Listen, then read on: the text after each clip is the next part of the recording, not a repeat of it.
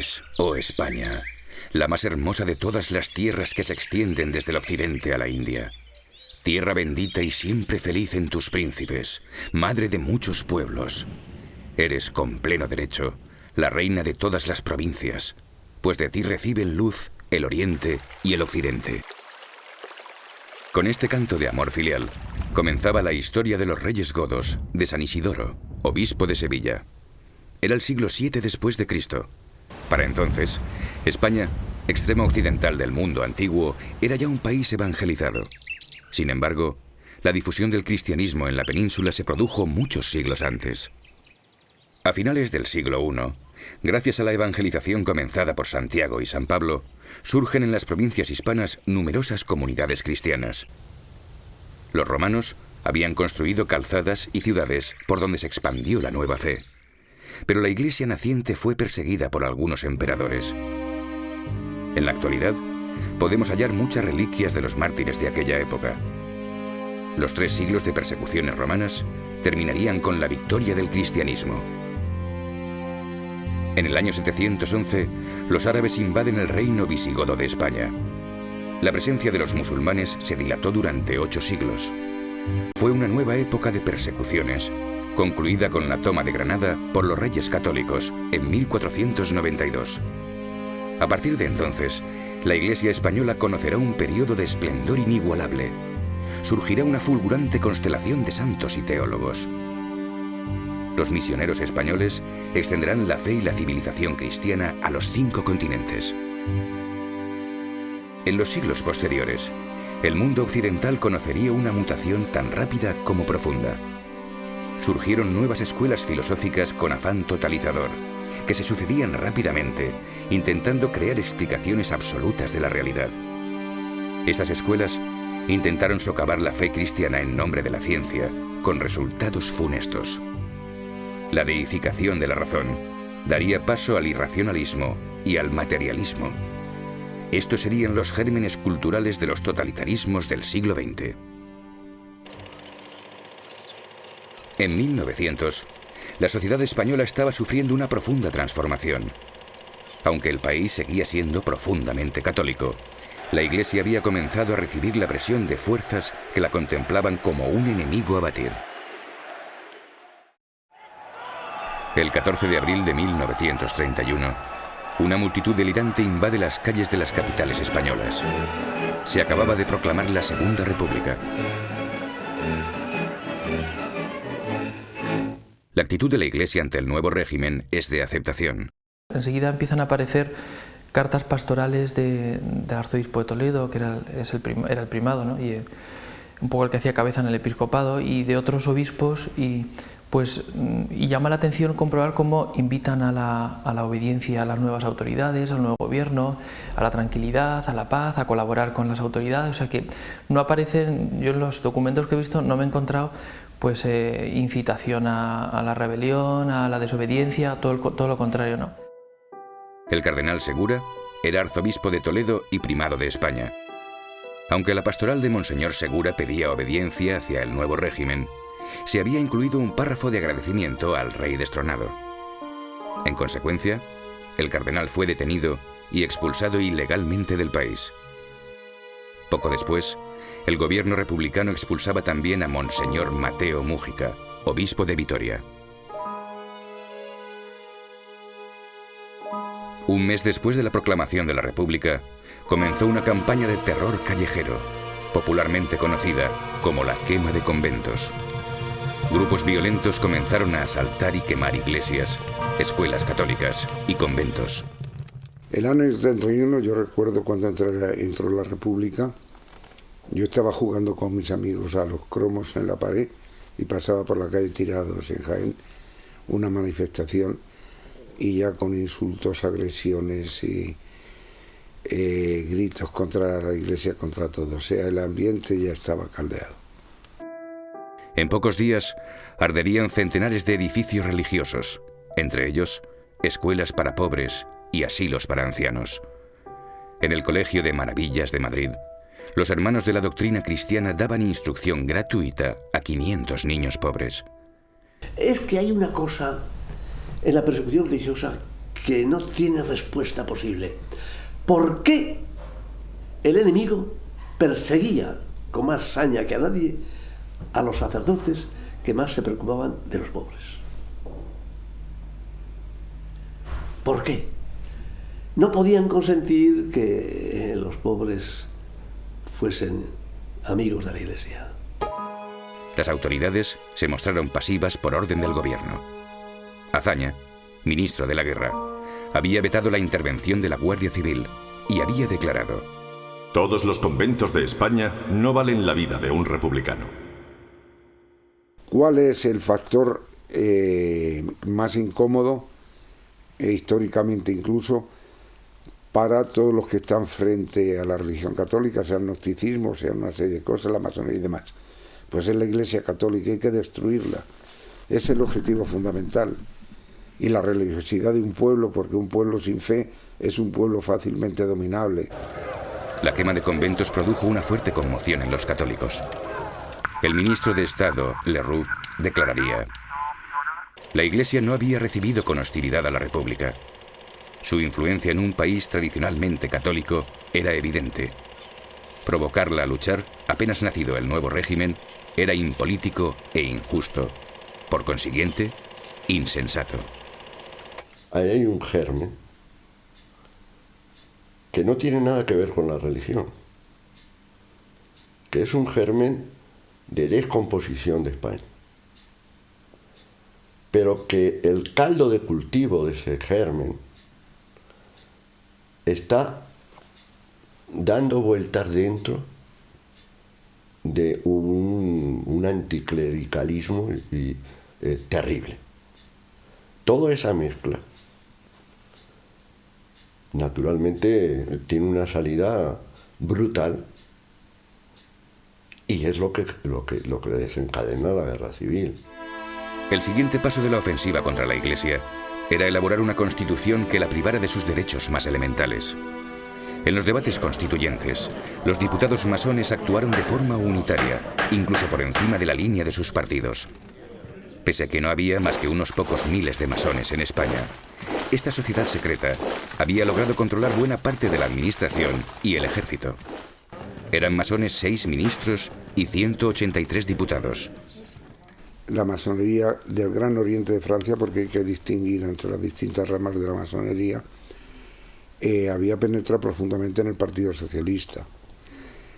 También en las estructuras de dirección de la FAI y de la CNT también había. Esos eran de la logia simbólica de la de Ferrer, famosa, del famoso Ferrer, mejor dicho.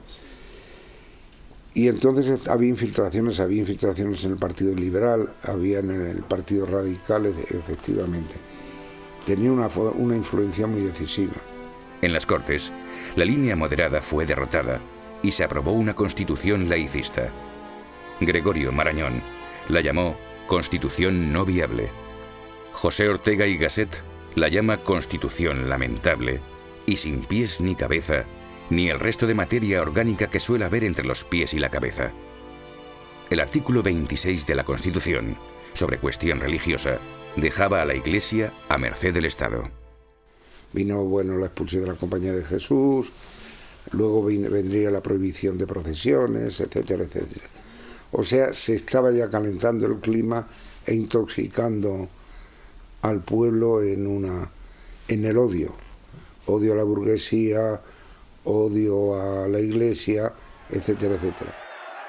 A finales de 1933, los partidos de centro y derecha ganaron las elecciones. Sin embargo, esta victoria no fue aceptada por los partidos perdedores. En el PSOE y la UGT había triunfado en el verano de 1934 la línea bolchevique de Largo Caballero. Y naturalmente el Partido Socialista de entonces, que era marxista, y como se demostró luego en la guerra, pues era un brazo operativo de la Unión Soviética.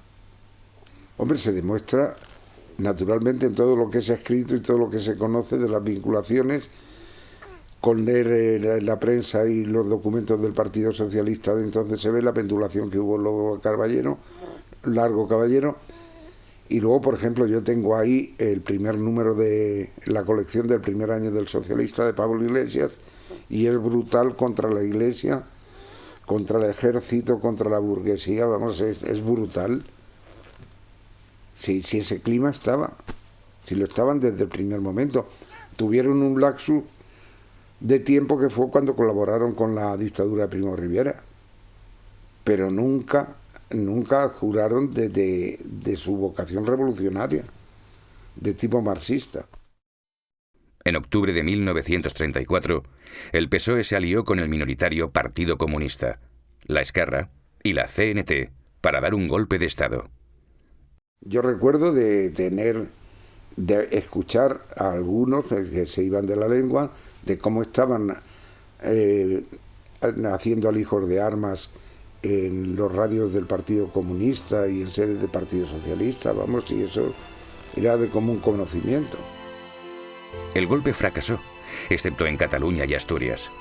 La rebelión armada de la Generalitat quedó rápidamente sofocada, pero en Asturias hubo una verdadera guerra civil durante 2 semanas. El Octubre Rojo español costaría 1.500 muertos en todo el país. La sublevación armada de las izquierdas revolucionarias había sido el primer chispazo de persecución religiosa. Se repitió la destrucción de iglesias, con 58 templos destruidos. Pues la revolución se tradujo también en quema de conventos, exhumación de cadáveres, profanaciones de templos, destrucción de bibliotecas, vamos, eso está también en la literatura. Fue brutal. Esta vez, la Iglesia debió pagar un precio de sangre.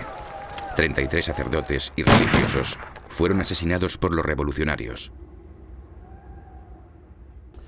Porque en el año 34 yo conocí a un padre jesuita, al padre Emilio Martínez, que era el que daba catecismo en esa parroquia de Gijón donde yo pasaba las vacaciones de niño. Y este padre Emilio Martínez, el año 34, en octubre, volvía de hacer ejercicios espirituales en Carrión de los Condes con otro hermano jesuita, y en Ujo los bajaron del tren y en Mieres los mataron. No importó que muchos de los religiosos asesinados se dedicaran a enseñar gratuitamente a los niños pobres, como los 8 mártires salesianos de Turón.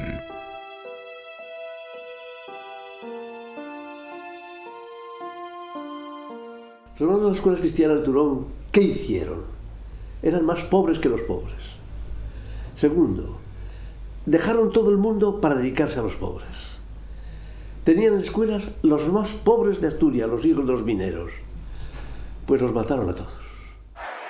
Cuando llegaron las elecciones de febrero de 1936, la situación política estaba gravemente deteriorada. En las elecciones de febrero del 36 fueron unas elecciones en clave revolucionaria ya. Hombre, yo recuerdo que en la campaña electoral de las elecciones del 36, mejor dicho, febrero del 36, hombre, mi pandilla íbamos a los mítines y si no nos gustaba un orador, pues de unos u otros, pues alborotábamos. Y recuerden un mitin en el Cine del Norte del Frente Popular que un energúmeno, no me acuerdo cómo se llamaba, y si era comunista o de otro o socialista, dijo una frase que a mí jamás se me ha olvidado. Aquellos sombreros hambrientos que llenaban el Cine del Norte, le dijo: para segar los trigos tenéis las cajas de cerillas y las latas de gasolina, reservad las hoces para segar las cabezas de los burgueses. Los republicanos de izquierda y los marxistas se habían coaligado en el Frente Popular. Pero esta vez, el predominio de los revolucionarios socialistas era absoluto. Francisco Largo Caballero, presidente del PSOE, había declarado el 22 de enero de 1936: si las derechas no se dejan vencer en las urnas, tendremos que vencerlas por otro medio, hasta conseguir el pleno triunfo de la bandera roja. Porque, oídlo bien, si ganaran las derechas, nos veremos obligados a ir a la guerra civil. Así como Prieto era un hombre inteligente y era un español, Largo Caballero era un animal. Era un tío que quería sovietizar a España. Iba al comunismo. O sea, usted ve los discursos de Prieto del año 36, vamos, se veía venir. Este iba a que fuéramos una colonia de la Unión Soviética. El proceso revolucionario estaba en marcha. Las izquierdas se echaron a la calle durante los comicios, sembrando el caos. Luego las elecciones se falsificaron actas, a punta de pistola sacaron a muchos de los interventores de la derecha o de otros partidos, amenazaron a los presidentes que se resistían. Bueno, yo viví de cerca muy en Jaén aquellas elecciones y los falseamientos fueron tremendos, o sea, falsearon actas, etcétera. Y pese a todo ello, el triunfo del Frente Popular respecto de la derecha, el número de votos, la diferencia fue muy reducida. Y ya le digo a usted que aquel amigo mío, letón, me encontré una plaza de médico en un hospital de Riga para que no viniera a España. O sea, no es que yo veía la situación de España mal, es que la veían todos los demás. Se veía que íbamos a la guerra civil. Con la descomposición de la legalidad, comenzó la llamada Primavera Trágica. La violencia revolucionaria se adueñó de las calles ante la pasividad de las autoridades. Se produjeron centenares de muertos, huelgas, incendios y apaleamientos. Pero esa fe se demostraba también en que había unas juventudes de acción católica con un vigor y una pujanza tremenda, que muchas veces se reunían en sus círculos de acción católica y al salir de ellos sabían que les podía esperar el navajazo.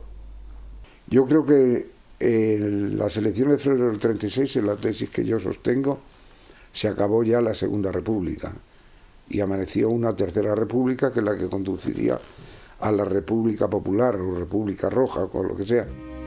El 13 de julio de 1936, la Guardia de Asalto, acompañada de milicianos socialistas, secuestró y asesinó al jefe de la oposición monárquica, José Calvo Sotelo. Fue la gota que colmó el vaso. 5 días después, el 18 de julio, el ejército se levantó contra el gobierno.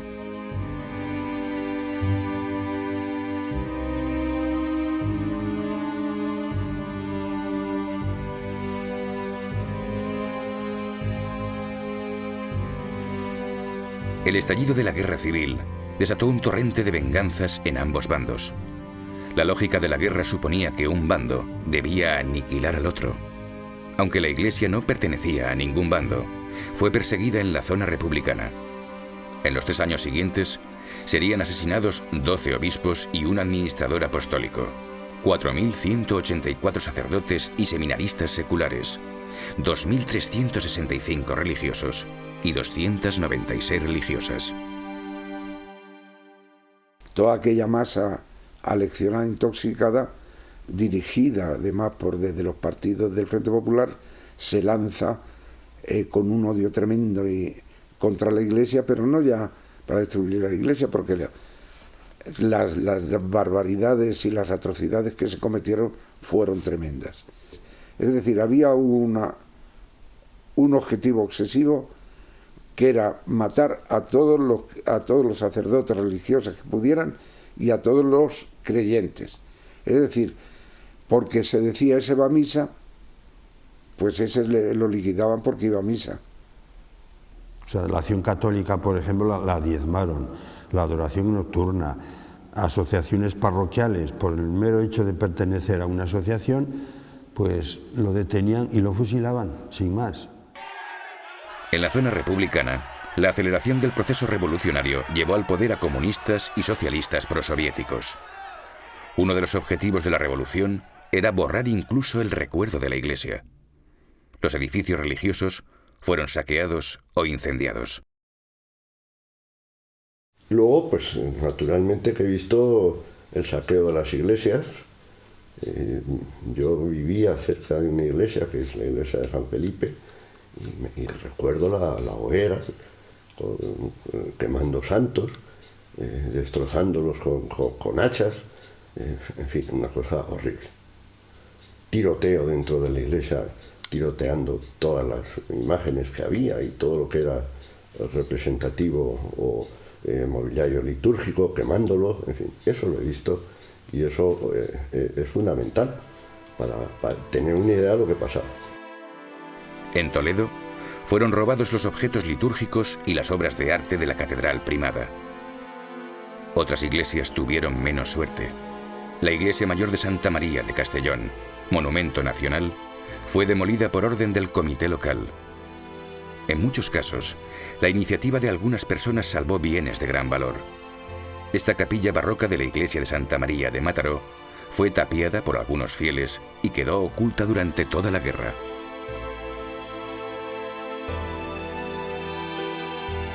El valor del patrimonio artístico religioso destruido y saqueado es incalculable.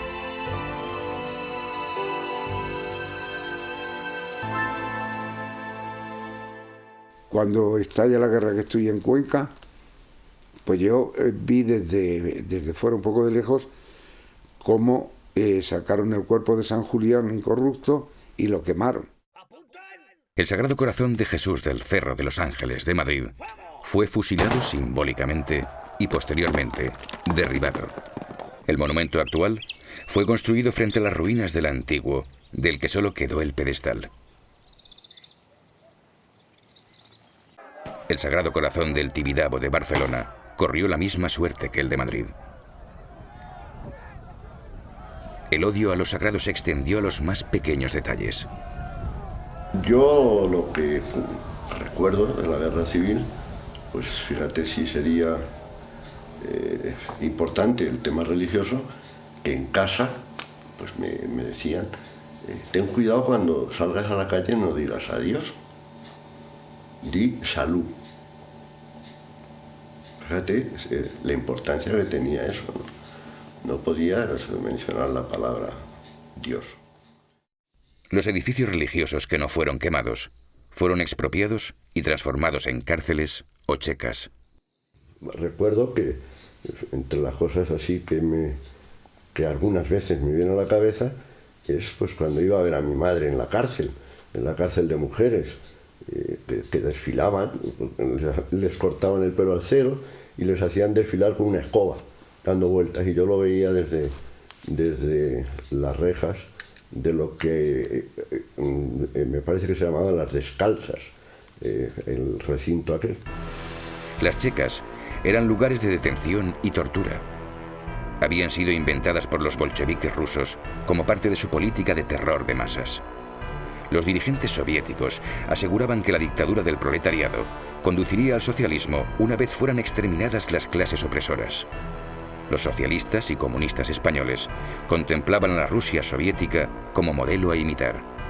Ya en los primeros días de la guerra decidieron trasplantar a España el sistema represivo soviético. Pues la persecución religiosa que se desencadena a raíz del 18 de julio, el 17 y 18 de julio, es una persecución que realizan en gran parte, incontrolados dirigidos.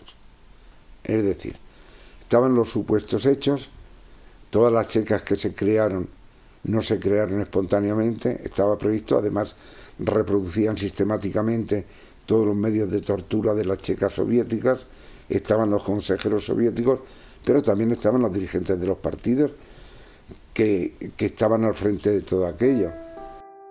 Una de las checas más importantes fue el convento de monjas agustinas en Barcelona, conocido como Preventorio D. El Preventorio D constaba de una prisión y de un complejo. En este había celdas de tortura donde se aplicaron los métodos diseñados por los soviéticos tras años de experiencia represiva. Algunas de estas celdas tenían la finalidad de anular física y moralmente al preso. La campana la pusieron donde las monjas tenían el cementerio, que lo tuvieron que sacar todo enseguida. Y era mejor lo sacaron ellos, todos los que habían enterrados. Había una fosa redonda y allí metían a los presos desnudos. Les ponían pez encima de la chapa de arriba, de la tapadera, y entonces allí les iban poniendo pez para que cayese encima de los presos. Un tormento muy grande. Las celdas de castigo.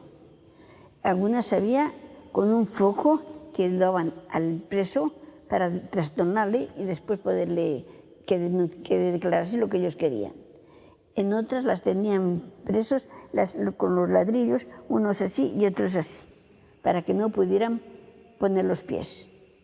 Y después vigilando a ver si estaban conformes o no conformes. Pues había un asiento que era inclinado y con pez para que no se pudiesen sentar, para que tuviesen que estar siempre derechos, se cansarse, claro, sin trastornarse. Pero la más horrible checa barcelonesa fue la instalada en el antiguo convento de San Elías. Por los lóbregos sótanos de este edificio pasó el obispo mártir de Barcelona, Monseñor Irurita, antes de ser fusilado. Los presos se hacinaban en lugares insalubres y soportaban torturas inimaginables.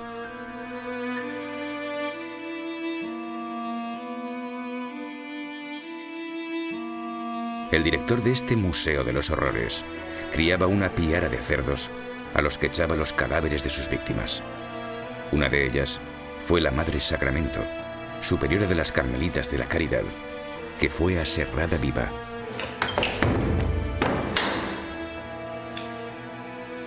Una de las más siniestras checas madrileñas fue la de Bellas Artes.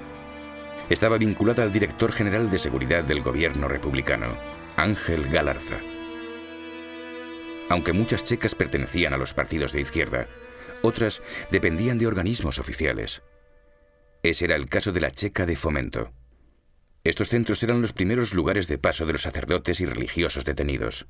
De allí, iban a las cárceles o eran fusilados en lugares próximos a las grandes ciudades.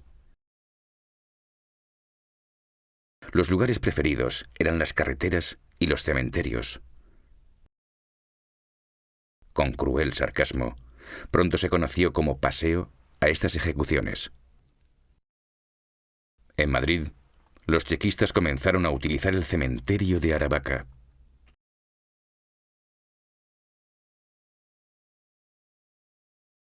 En estos muros serían fusiladas 775 personas en los primeros meses de la guerra.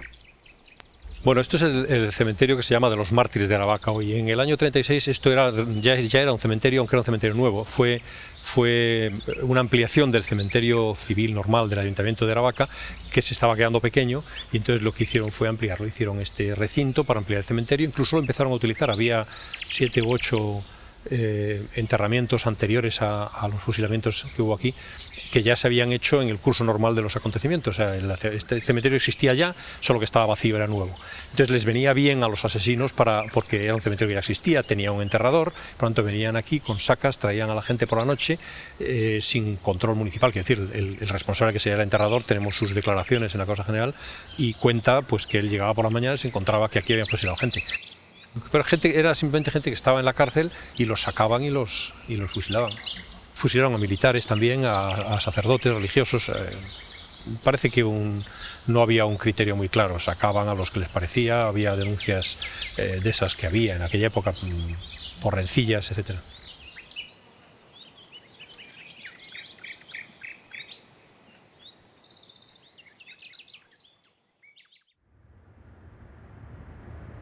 En Barcelona, las milicias asesinaban a sus presos preferiblemente de noche.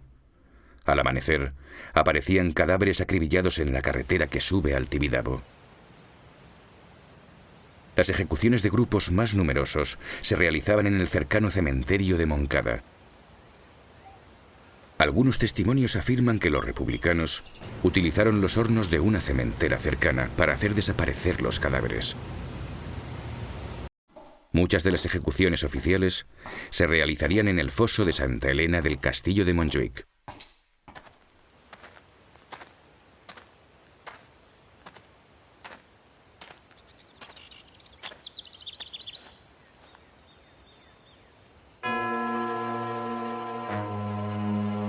En estos muros perecerían 2 centenares de personas.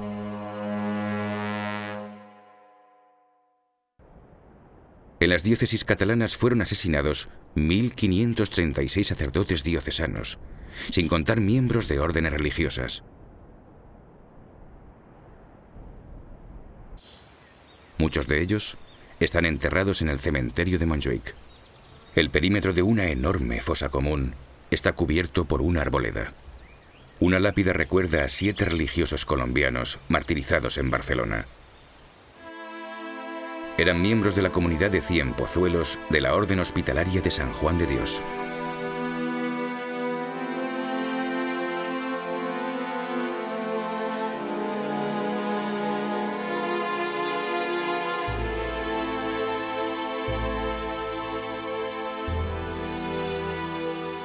Los hermanos de San Juan de Dios tenían hospitales en toda España. En ellos, cuidaban desinteresadamente a todo tipo de enfermos. Uno de ellos era el asilo de San José de Carabanchel Alto. En este centro, los religiosos cuidaban a enfermos epilépticos. Aquí en Carabanchel, donde nos encontramos, llegaron un camión con milicianos a la hora que estaban dando las comidas a los enfermos, y desde las mismas comedores fueron saliendo los hermanos, los fueron subiendo en el camión que había aquí en la portería y los llevaron a Boadilla del Monte, donde fueron martirizados. Cuando los enfermos protestaron amargamente por este crimen, los milicianos abrieron fuego sobre ellos. 13 enfermos acompañaron en el martirio a los religiosos. La comunidad hospitalaria de Carabanchel fue una más de entre las muchas que fueron aniquiladas. Los hospitalarios martirizados en toda España fueron un total de 97.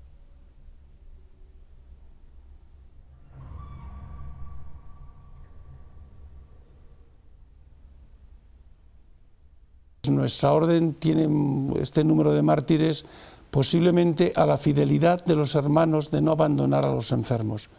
Los enfermos para nosotros son nuestro motivo de ser. O sea que cuando recibes una vocación como es la de hospitalario, pues en el proceso formativo pues vas adquiriendo el valor que tiene el enfermo para nosotros, ¿no? Poco antes de la guerra, el superior general había dado la siguiente instrucción a los hermanos en España. Vista y examinada atentamente la gravísima situación política, estén a la cabecera de los enfermos hasta que fuerza mayor imponga abandonarlos.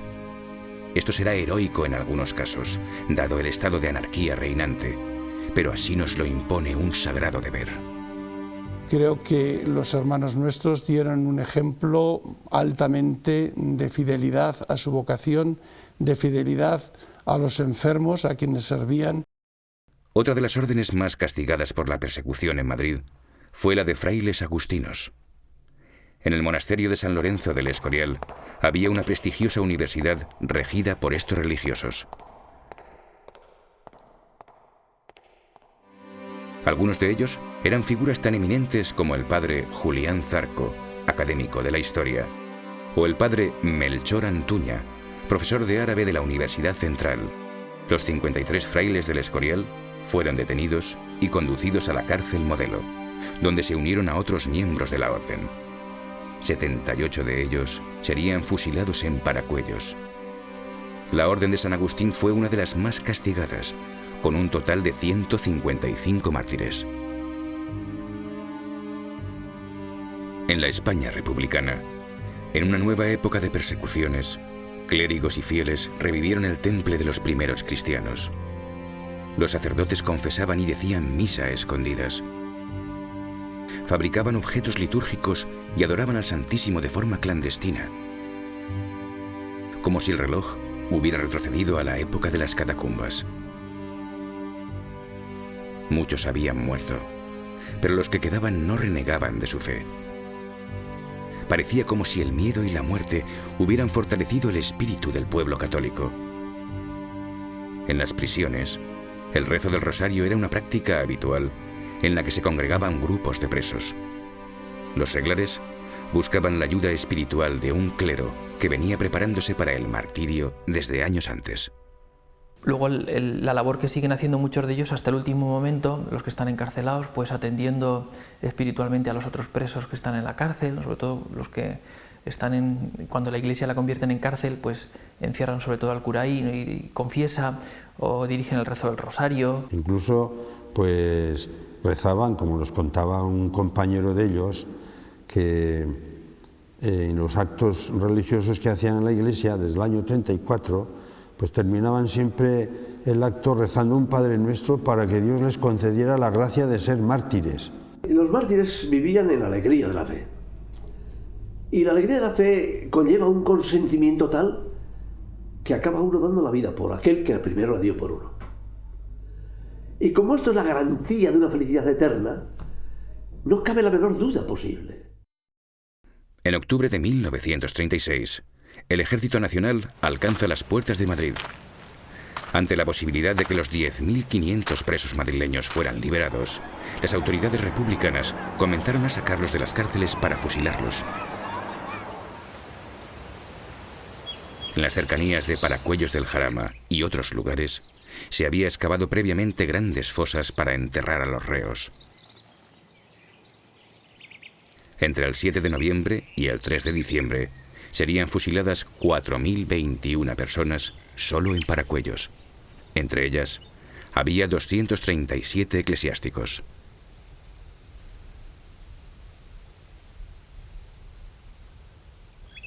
El cónsul noruego, Félix Slayer, cuenta en sus memorias lo que contempló cuando llegó a la fosa de Soto de Aldovea. En este lugar, fueron fusiladas 414 personas. Como pude todavía sonsacarle al miliciano, parece ser que los autobuses, según iban llegando, paraban en la parte alta de la pradera, siendo cada 10 hombres atados de 2 en 2 y desposeídos de sus objetos, haciéndoseles bajar así al foso, donde inmediatamente eran fusilados, en tanto que los 10 siguientes bajaban y los milicianos arrojaban tierra encima de los anteriores.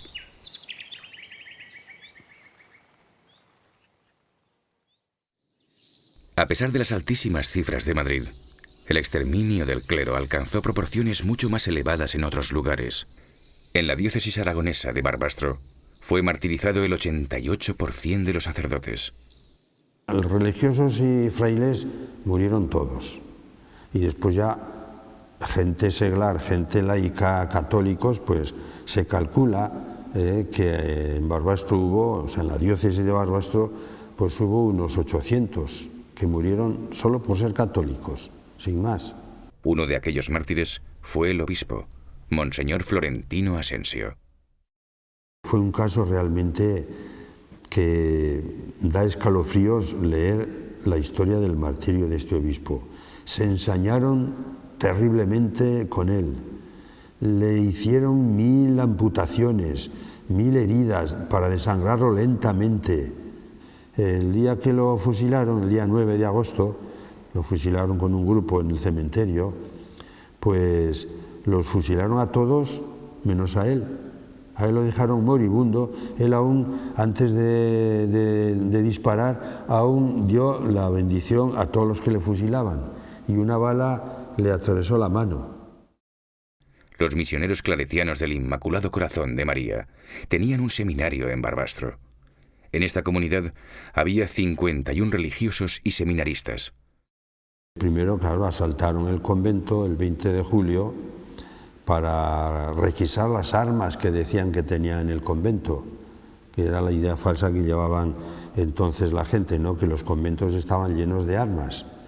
Y ese fue el motivo. Asaltaron el convento y como no encontraron armas de ninguna clase, más que ese fusil de madera que habéis visto en el museo, la única arma que tenían aquí, pues los llevaron todos presos hasta que apareciesen las armas. Los claretianos fueron encerrados en las escuelas pías, junto a 9 escolapios y 19 benedictinos del cercano monasterio del Puello. Sometidos a una tensión psicológica terrible.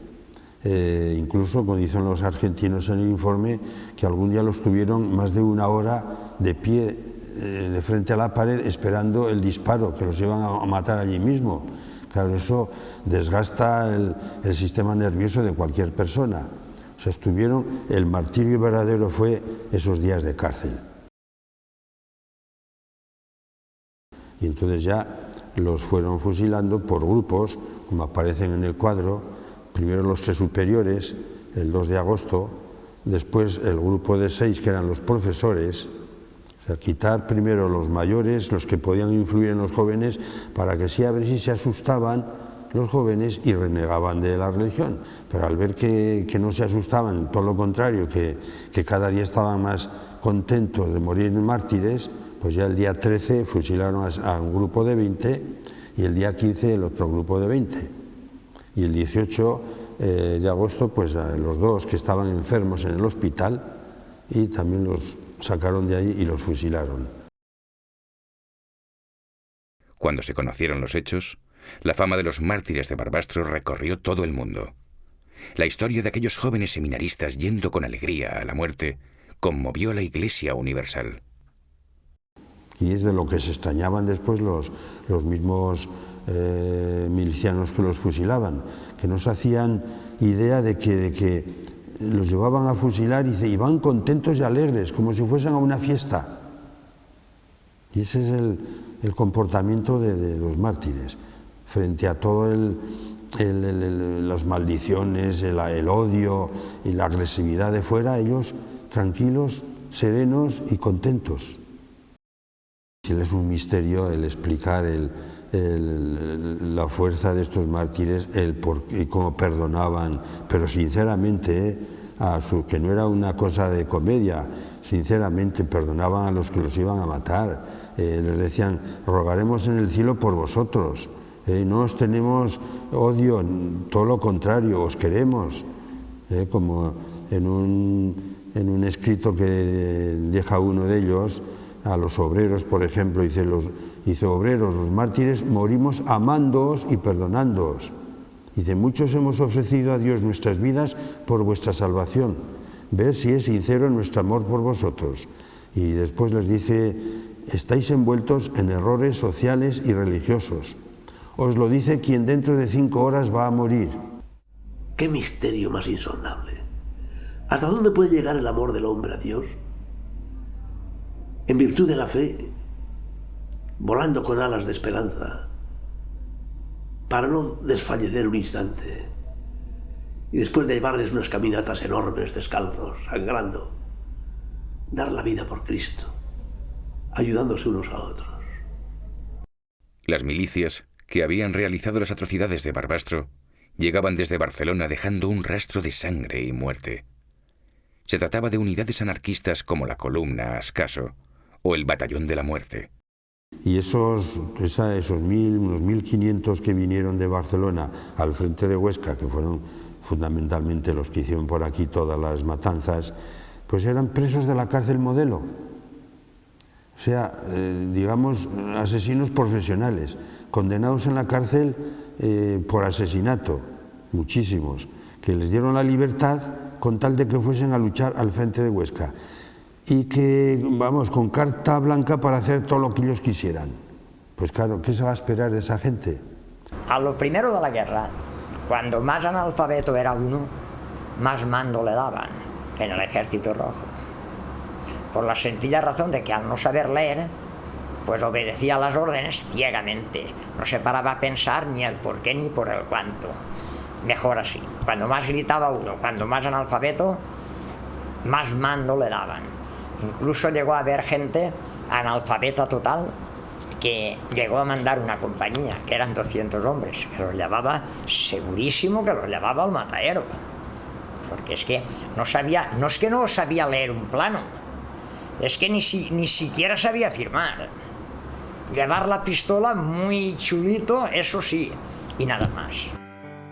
A su paso por Lérida, llegaron a fusilar a 74 personas en una sola noche en el cementerio municipal. 270 sacerdotes de esta diócesis fueron asesinados.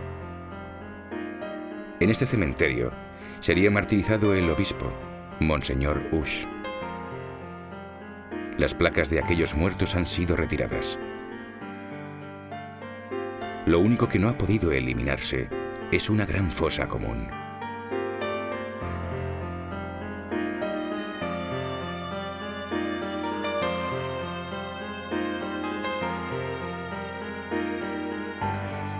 Antes de llegar a Lérida, las milicias habían pasado por Cervera.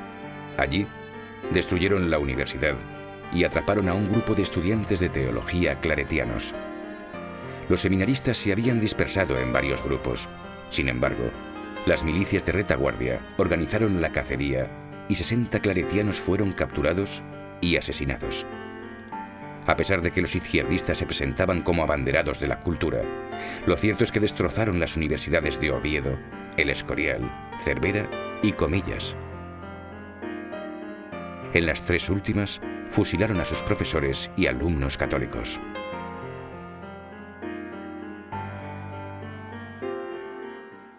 Pues yo ingresé después a los 11 años en el seminario en la Universidad Pontificia de Comillas. Y allí estuve el primer año antes de la guerra. Cuando estalló la guerra, vino mi madre, que estaba de maestra en los corrales de Huelna, en un pueblo de Santander, a recogernos. Mi madre se da cuenta perfectamente de lo que venía encima, porque los jesuitas creían que aquello iba a ser cosa de 15 días. Y mi madre dijo, no, eso fue la otra vez en el 34, ahora no. Y nos sacó a una fonda. Y estuvimos en la fonda hasta que se nos acabó la última peseta. Pero estando durmiendo en la fonda, se llevaron presos a todos los jesuitas y a los seminaristas que habían quedado de tierras lejanas como Canarias o México, que no podían ir a vacaciones a su tierra, y se los llevaron todos presos. Y a mi profesor de primero de latín, que tendría 23 años, con una piedra al cuello, lo tiraron al mar. El padre Gregorio Ruiz, que le queríamos muchísimo y que era un gran jesuita. Y así a muchos profesores de la universidad donde yo empecé a estudiar. Al comenzar la guerra, Asturias, Cantabria, Vizcaya y Guipúzcoa se mantuvieron bajo el dominio de los revolucionarios, pero estaban separadas del resto de la España republicana. A pesar de que el Frente Popular controló la zona durante un año escaso, la persecución fue despiadada. Uno de los casos más estremecedores es el de los mártires de Nembra. El martirio del párroco y de sus dos mejores feligreses. Ellos, los feligreses mineros, extraordinariamente católicos, hermanos de misioneros en el Oriente, el Extremo Oriente. ¿Y cómo los asesinaron? Los asesinaron exactamente igual que se mata a los cerdos. Esto se llama en Asturias corar. Los coraron con un cuchillo, desangrándose, recogiendo la sangre por unas mujeres allí presentes para hacer morcillas, y murieron perdonando. Uno de ellos, el minero, y en vísperas de su muerte, les dijo: decid a mamá que nos van a matar y nos persiguen porque somos cristianos, porque defendemos a Jesucristo, porque no blasfemamos. Pero os pido que le digáis que perdonéis a todos, como nosotros les perdonamos. En Santander se produjeron otros hechos atroces. Se crearon las checas, entre esta la célebre de Neila, que estaba en la calle del Sol, hoy llamado calle del Carmen. De esa checa salieron la mayoría de los que fueron vilmente asesinados delante de este recuerdo y monumento en el Faro. Se les traía aquí engañados, se les ataba con hierros y piedras de 50 kilos y se les tiraba al mar. Creo exactamente que fueron 100 y pico. En el puerto de la capital montañesa, el barco Alfonso Pérez fue convertido en prisión hasta que fue asaltado. Los asesinados aquí vilmente, junto con los que tenemos en el barco Prisión Alfonso Pérez, que fueron 262, que se les tiraban bombas de manos a las bodegas, y los que se salvaban por ponerse un colchón encima subían arriba, donde eran en la cubierta, tiroteados y tirados al mar. Estas ejecuciones de presos en los barcos se repitieron en el puerto de Bilbao. En los buques Altuna Mendi y Cabo Quilates fueron asesinados 17 sacerdotes. En las zonas rurales de España tuvieron lugar millares de martirios anónimos protagonizados por sacerdotes y fieles. ¿Cómo el sacerdote que había en el pueblo era un santo? ¿Cómo todo el mundo le quería porque no tenía una peseta, porque todo lo daba a los pobres? ¿Cómo tenía un prestigio extraordinario? Sin embargo, también el Cristo pasó haciendo el bien, y este sacerdote pasó haciendo el bien, y a Cristo lo crucificaron, y a este sacerdote también. Lo tiraron a la bocana de la mar en Santander, y uno de los que intervinieron en su muerte, al poco tiempo, hacia el año 43, volvió al pueblo con una preocupación muy intensa, preguntando si quedaba alguien de la familia de este párroco que se apellidaba Mazón. ¿Por qué quería preguntar con tanto interés? Y lo dijo él: porque no puedo vivir ni morir tranquilo mientras no les pida perdón, porque estoy convencido que maté a un santo. Aunque las cifras son mucho más reducidas, la crueldad fue mucho mayor. Con muchos sacerdotes de los pueblos, pues los quemaban vivos, o los despeñaban por los montes y ahí los dejaban a merced de las fieras, que se los comiesen. Hubo casos realmente que se demuestra el odio terrible que tenía, un odio diabólico a la religión. El cura de Ollería lo pasaron por las armas en el puerto de Cárcel, pero no lo mataron del todo. Y amaneció en el pueblo. A la entrada del pueblo se ve que cuando refrescó el ambiente se despertó y andando llegó a la llosa. Y a la entrada del pueblo se desmayó y cayó. Y una persona que salía del pueblo lo vio, lo recogió y lo llevó al comité. En el comité quedó detenido, lo encerraron al calabozo, le pidieron su filiación, dijo que era el cura de Ollería, que lo habían sacado a fusilarlo en el puerto de Cárcel y que estaba allí. Llamaron a Ollería, en Ollería dijeron que sí, pero que no sabían que no lo habían matado, que lo guardaran, que iban a por él otra vez. He visto actitudes terribles de pegar a los curas por la calle, a gente que pues más o menos debían de ser fascistas, que era lo que entonces se decía. Sí, los he visto en grupos atados, que los llevaban como en cadena para luego fusilarlos, como los de Sisante, un pueblo de Cuenca, que los trajeron en un camión. Y yo recuerdo que yo andaba por aquellas callejuelas y los veía como los tiraban de los camiones, atados, y ahí en la iglesia del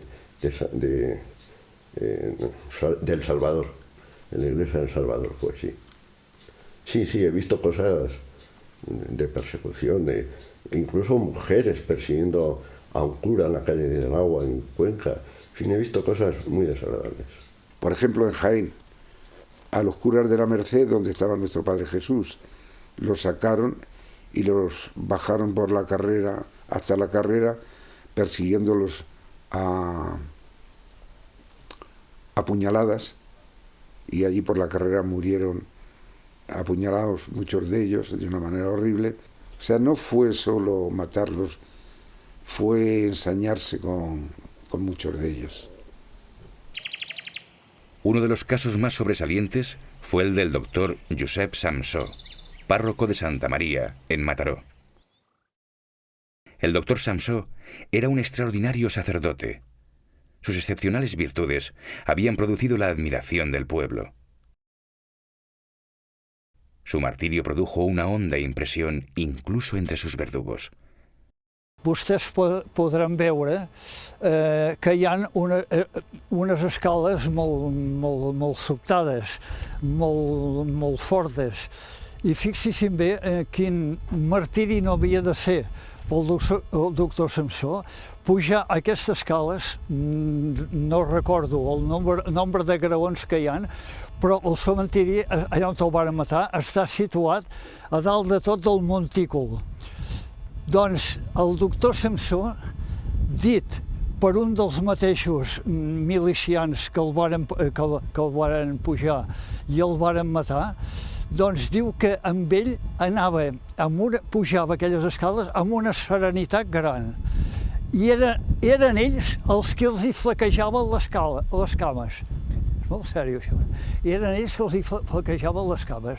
Una vegada van ser aquí dalt, ell els volia abraçar a tots els que hi havia de milicians en aquell moment. I no es van deixar abraçar. Llavors va dir que volia donar una darrera ullada a la seva estimada parròquia i al seu estimat Mataró. Això sí que li varen concedir. Antes de morir, el doctor Samsó dijo a los milicianos: «Cometéis un crimen al matarme, pero a mí me hacéis un favor muy grande, porque me ayudáis a ganar el cielo. Yo estaré con Dios hoy mismo. Os prometo que cuando llegue a su presencia, mi primera oración será por vosotros.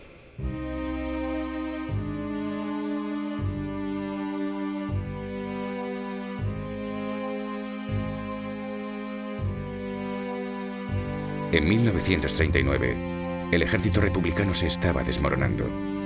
El final de la guerra estaba cerca. Los 11 obispos que habían caído en manos de los republicanos habían sido fusilados.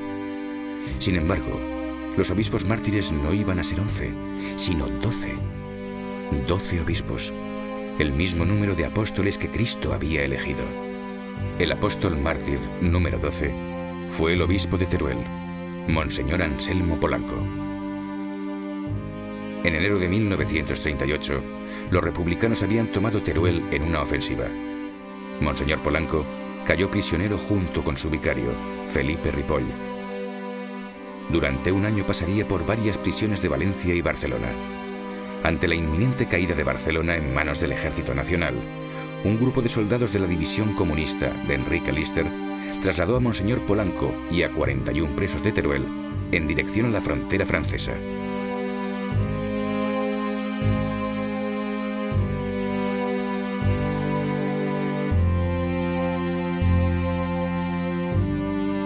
El grupo de prisioneros había pasado la noche en la masía Can Boac. Era una mañana fría. El comisario político dio órdenes de formar. Los prisioneros fueron maniatados y cargados en camiones que les condujeron hasta el cercano barranco de Can Trece. Allí fueron fusilados. Los cuerpos fueron rociados con gasolina, quemados y lanzados al barranco. 2 semanas después, un pastor hizo el horrible hallazgo de los 42 cadáveres.